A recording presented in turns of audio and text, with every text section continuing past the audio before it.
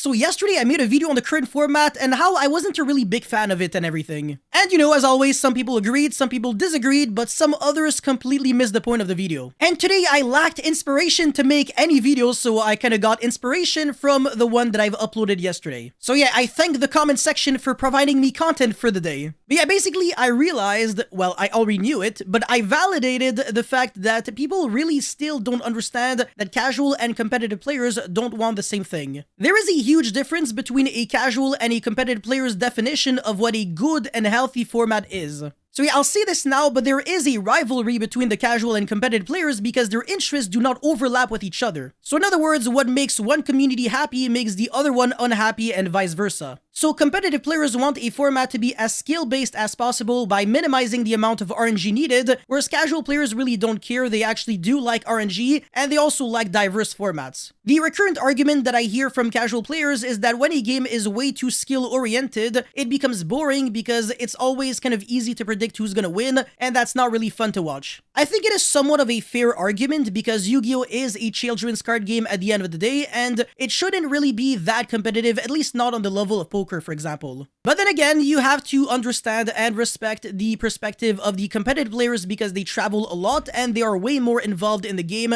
than the casual players. At the end of the day, Konami doesn't really have to bend the knee to either of these communities. They ought to do the decision that maximizes their profit. If catering to the casual players makes more money, then they're going to be creating more diverse formats, but if catering to the competitive players makes more money, they're going to be creating more skill-based formats. But in all fairness, and as shocking as this may sound, I actually think Konami is doing the perfect thing right now. And that actually sounds really funny because yesterday I made a video saying that Konami should actually fix the format, but I'm only really saying that because I need content for my channel. Konami is alternating between diverse formats and skill-based formats in order to make everyone happy in the long run. It also makes everyone unhappy during certain times during the year, but at the end of the day, it is what it is. You can't win them all. Again, as I said, there's always a winner and a loser in a competitive game. That is 100% reasonable and fine. And also, I know a lot of people might not know this, but every competitive player used to be a casual player, so competitive players are actually really good at understanding the perspective of the casual players, whereas the opposite might not necessarily be true. When you're a casual player, you kind of want to be able to bring any deck that you want to a tournament and do relatively well, or at least have some fun with it, and not be like completely locked out turn one. And when you're a competitive player, you don't really care too much about that because your goal is to play the best strategy that you had to study a lot for and get rewarded for proper deck building and gameplay.